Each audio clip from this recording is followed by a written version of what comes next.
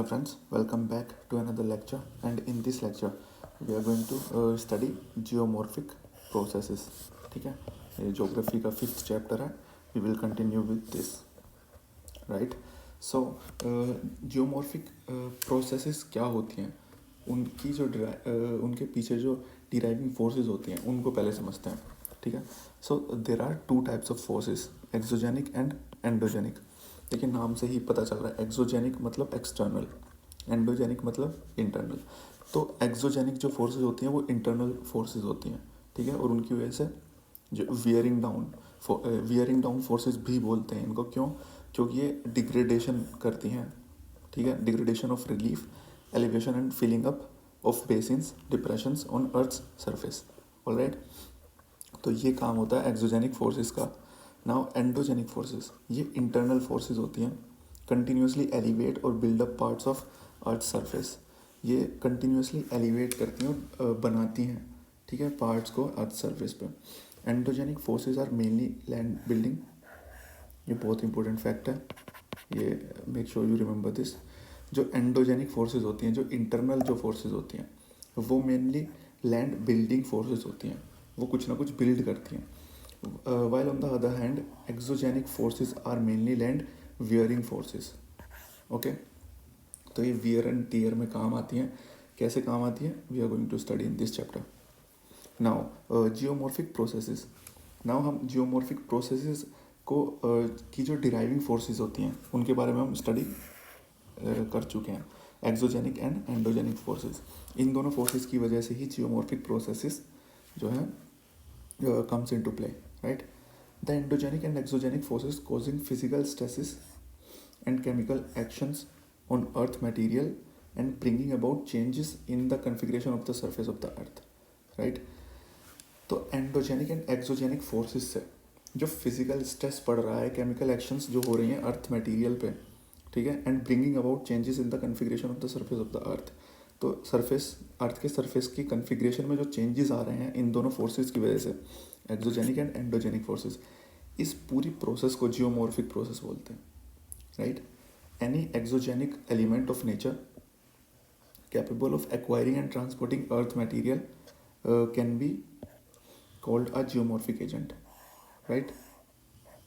देखिए कोई भी एक्सोजेनिक एलिमेंट, ठीक है, एक्सोजेनिक मतलब एक्सटर्नल, कोई एक्सटर्नल एलिमेंट जैसे वाटर, आइस, विंड, ठीक है, और भी बहुत सारे एलिमेंट्स हैं जो कि कैपेबल हैं acquiring and transporting earth material, can be called geomorphic agents. ठीक है, उनको हम जियोमॉर्फिक एजेंट्स बोलेंगे. जियोमॉर्फिक एजेंट्स वो होते हैं जो जियोमॉर्फिक प्रोसेस में मदद करते हैं, right. And they are mainly of exogenic elements, right. ये बहुत इंपॉर्टेंट चार्ट है, जियोमॉर्फिक प्रोसेसेस का चार्ट है. जियोमॉर्फिक प्रोसेस को हम अर्थ मूवमेंट भी बोल सकते हैं, ठीक है. और ये दो टाइप्स की होती हैं, endogenic processes and exogenic processes. Endogenic processes भी टू टाइप की होती हैं, slow movement and sudden movements. Slow movement को हम डायस्ट्रोफिज्म भी बोलते हैं. सडन मूवमेंट्स के अंदर वोल्केनिज्म एंड अर्थक्वेक्स आते हैं, ठीक है. वन बाय वन इनको देखते हैं. ये चार्ट थोड़ा कॉम्प्लिकेटेड लग रहा है, बट आई एम श्योर जब आप आगे इस चैप्टर को स्टडी करेंगे it won't be that difficult for you, right. तो endogenic forces, basically endogenic forces क्या होती है? The energy emanating from within the earth like radioactivity एक्टिविटी, रोटेशनल यानी कि Coriolis force, and tidal friction and primordial heat. ठीक है, तो ये कुछ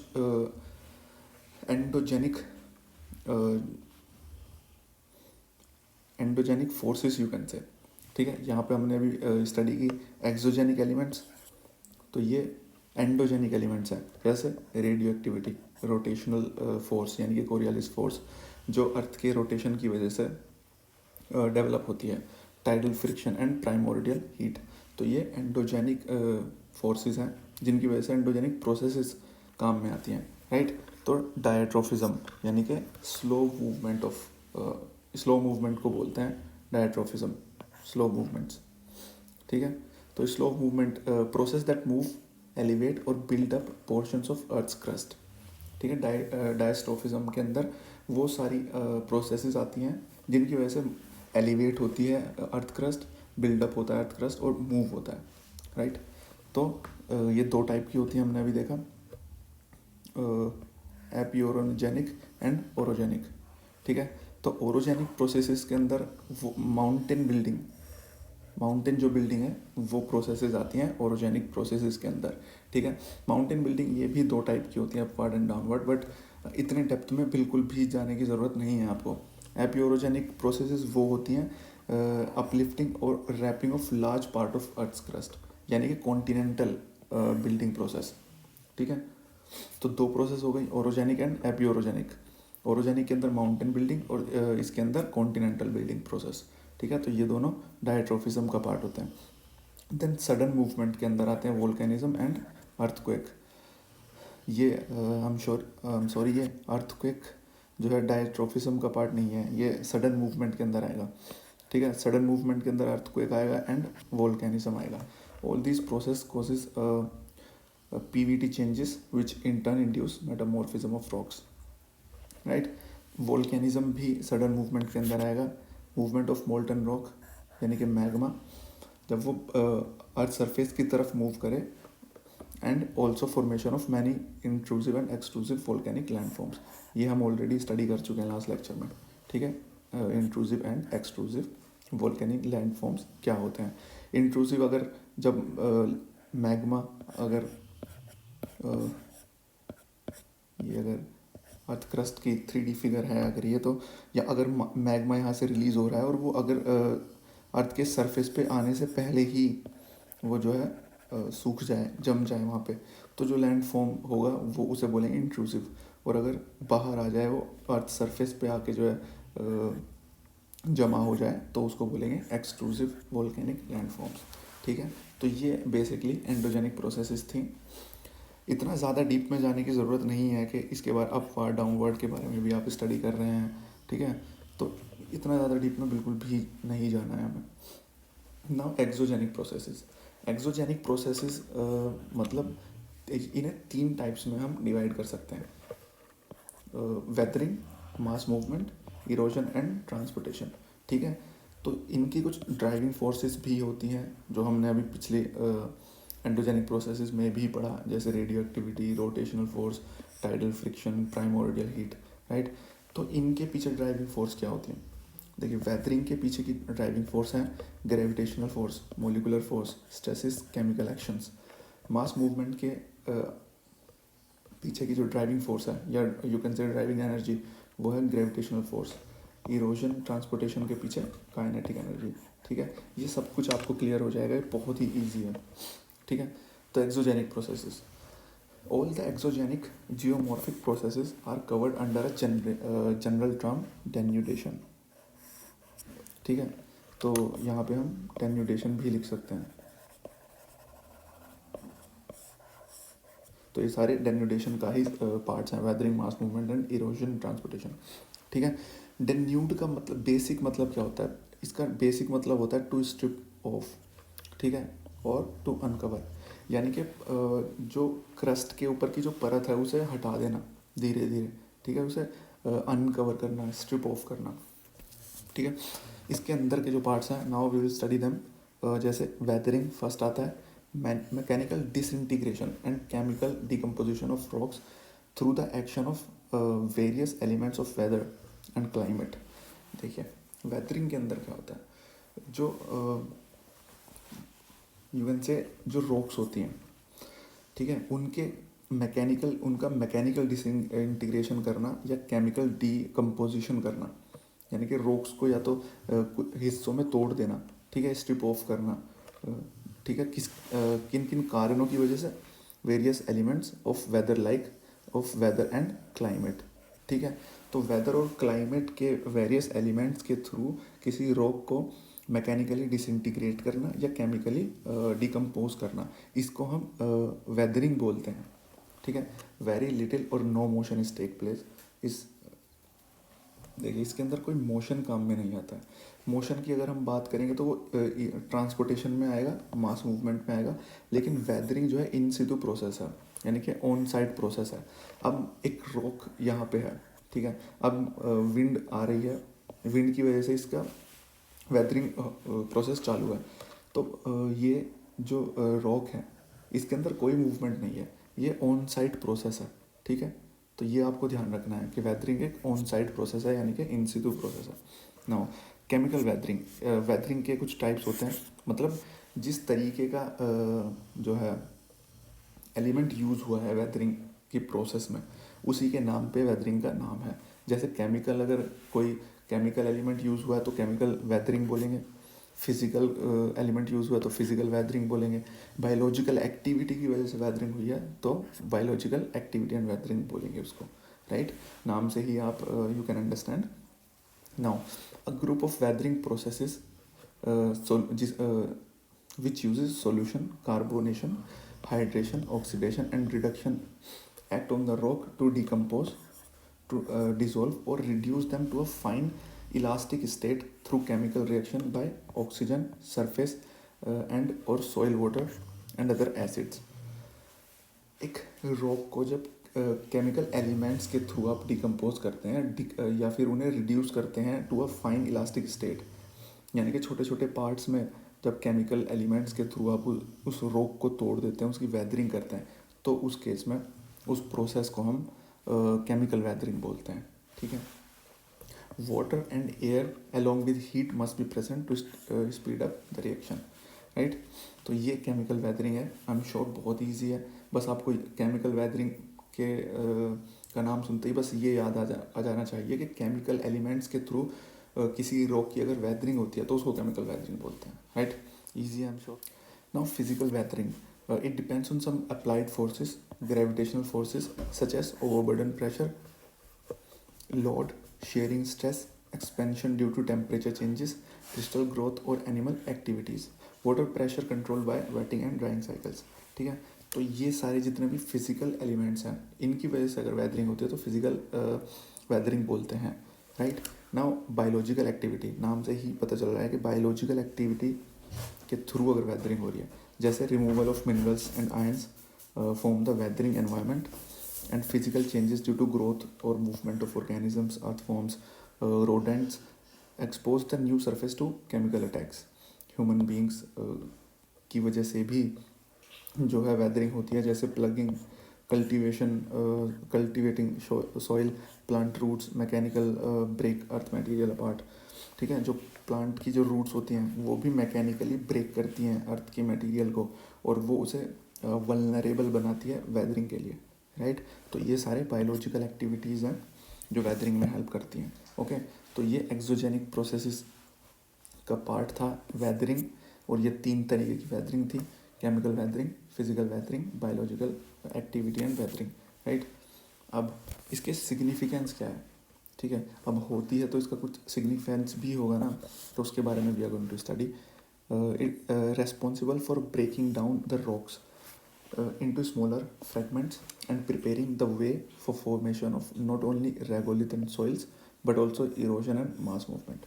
देखिए, जब एक रॉक होता है, जब एक रॉक मतलब एक रॉक है, जब उसकी वेदरिंग होती है, उसे ब्रेक डाउन किया जाता है रॉक को स्मॉलर फ्रेगमेंट्स में, तो वो उसकी वजह से जो वो स्मॉल फ्रेगमेंट्स होते हैं उनकी वजह से सॉइल बनती है, ठीक है। अभी लास्ट स्लाइड में हम पढ़ेंगे फॉर्मेशन ऑफ सॉइल, लेकिन यहाँ पे ये इसका सिग्निफिकेंस है वेदरिंग का कि जो उस रॉक की जो वेदरिंग हुई है और उसके जो स्मॉल फ्रेगमेंट्स हैं उनसे ही सॉइल बनती है, ठीक है। एंड इसकी वजह से इरोजन भी होता है, मास मूवमेंट में भी हेल्प मिलती है, ठीक है। Weathering of rocks and deposits helps in enrichment and concentration of certain valuable ores of iron, magnesium, aluminium. Weathering जो है हेल्प करती है enrichment and concentration of certain valuable ores of iron, magnesium and aluminium, right. तो ये इसके कुछ significances हैं weathering के, ओके। नाउ मास मूवमेंट, देखिए वेदरिंग हो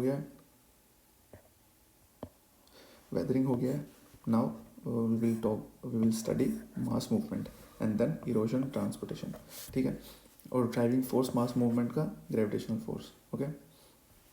now mass movements, Transfer of mass of rock debris down the slopes under the direct influence of gravity.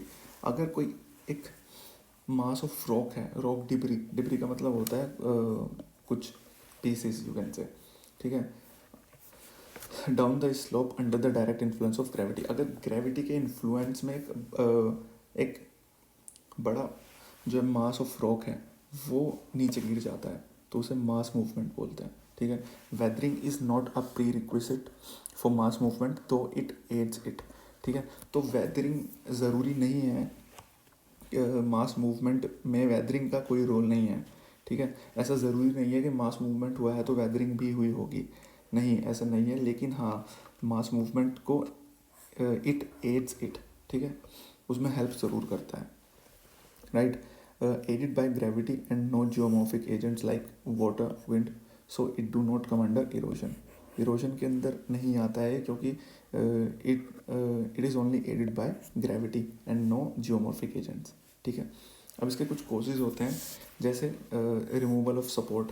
किसी एक मास ऑफ रॉक के नीचे से जो सपोर्ट होता है उसे अगर रिमूव कर देते हैं, या फिर ओवरलोडिंग हो जाती है किसकी वजह से, हैवी रेनफॉल की वजह से, या फिर अर्थक्वेक की वजह से, या फिर कोई एक्सप्लोजन हो जाता है उसकी वजह से, ठीक है. कुछ एग्जांपल्स हैं जैसे लैंडस्लाइड, ये भी एक मास मूवमेंट का एग्जांपल है, ठीक है. एवलांचेस जो आते हैं, जो बर्फ़ जहाँ पे बहुत ज़्यादा होती है वहाँ पे एवलांचेस आते हैं, ठीक है. सॉइल क्रीप, रॉक फॉल, ये सब मास मूवमेंट्स के अंदर ही आते हैं, ठीक है. Now third and final part of exogenic processes यानी कि denudation. We are studying denudation, right. तो इरोजन क्या होता है? It involves acquisition and transportation of rock debris. When massive rocks break into smaller fragments through weathering, water, groundwater, glaciers, wind and waves remove and transport it to other places. देखिए, हम अभी study करके आए हैं, जब किसी rock को weather किया जाता है, उसे तोड़ा जाता है, फ्रेगमेंट किया जाता है स्मॉल पीसीस में. उसके बाद जब उन पीसीस को through water, ground water, glaciers या फिर विंड या वेव्स के ज़रिए कहीं पे ट्रांसपोर्ट किया जाता है, तो तब इरोजन बोलते हैं इस पूरी प्रोसेस को, ठीक है. By erosion the landscape is worn down, ठीक है. इरोजन एंड ट्रांसपोर्टेशन और कंट्रोल्ड बाय काइनेटिक एनर्जी. देखिए, अब काइनेटिक एनर्जी जितने भी ये एलिमेंट्स हैं, wind, wave and glaciers, ground water, इन सब के अंदर एक चीज़ कॉमन है, and that is kinetic energy, ठीक है. तो काइनेटिक एनर्जी ही वो एनर्जी है जो इरोजन में काम आती है, ओके. नाउ डिपोजिशन इरोजन का ही कॉन्सिक्वेंस है. जब वो जितने भी पार्टिकल्स होते हैं, इन सारी काइनेटिक एनर्जी, जितने भी एलिमेंट्स हैं, water, ground water, wind, waves, जब ये वेदर्ड एलिमेंट्स को उठा के कहीं पे डिपॉजिट कर देते हैं तो उसे डिपोजिशन बोलते हैं. That's it. The erosional agents lose their velocity and the materials carried by them start to settle down at a place, ठीक है. जब वो वेलोसिटी कम होती जाती है और जो मटेरियल्स होते हैं वो एक जगह पे इकट्ठा होना स्टार्ट हो जाते हैं, तब हम उस प्रोसेस को बोलते हैं डेपोजिशन, राइट. तो ये सिंपल सा चैप्टर था, ठीक है. Exogenic forces and endogenic forces, right. Now एक लास्ट टॉपिक है, दैट इज सॉइल फॉर्मेशन. बहुत इंपॉर्टेंट है. A collection of natural bodies on the earth's surface containing living and or dead matter and supporting or capable of supporting plants is called soil, right. एक collection है natural bodies का अर्थ के surface पे जो contain करता है living, dead दोनों, या फिर लिविंग या फिर खाली डेड मैटर, ठीक है, जो सपोर्ट करता है या फिर कैपेबल है सपोर्ट करने के, किसको, प्लांट को, उसको हम बोलते हैं soil, okay. The weathered material और transported deposits are colonised by bacteria and other inferior plant bodies like mosses and lichens, ठीक है. जो वेदर्ड जो मटेरियल होता है, जो एक जगह पे इकट्ठा होता है थ्रू डिपोजिशन, उसके अंदर जो कॉलोनीज बनती हैं बैक्टीरिया की, inferior plant bodies like mosses and lichens, ठीक है. The dead remains of organisms and plants help in humus accumulation. Then उसके बाद जो डेड रिमेन्स होते हैं ऑर्गेनिजम्स के और प्लांट्स के, वो हेल्प करता है ह्यूमस एक्यूमुलेशन में, ठीक है। Minor grasses, seeds brought in by birds and wind, जो माइनर ग्रासेस होते हैं ये कैसे आते हैं सॉइल के अंदर, जो सीड्स होते हैं जो बर्ड्स के थ्रू या फिर विंड के थ्रू लाए जाते हैं, उसके थ्रू बनती है minor grasses, okay. Bushes and trees, जो इनकी रूट्स जो होती हैं वो पेनिट्रेट करती हैं। Burrowing animal bring up particles, जो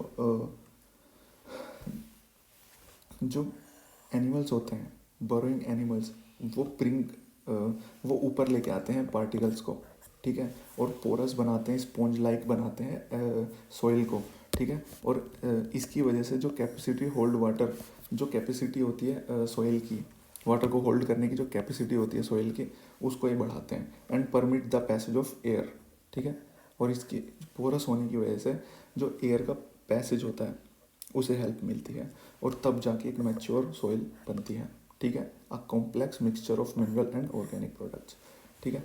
तो ये कुछ स्टेप्स हैं, स्टेप बाय स्टेप इसके अंदर जो है एक प्रोसेस बताया गया है कैसे मैच्योर सॉइल तक हम पहुंचते हैं, ठीक है। जो कि एक सिंपल जो एक जर्नी होती है जो वेदर्ड मटेरियल से डिपोजिशन प्रोसेस से स्टार्ट होती है, और वो कैसे मैच्योर सॉइल तक पहुंचती है, ठीक है। एक दो बार आप रीड करें इसे, आई एम श्योर बहुत ईजीली आप इसे मेमोराइज कर लेंगे।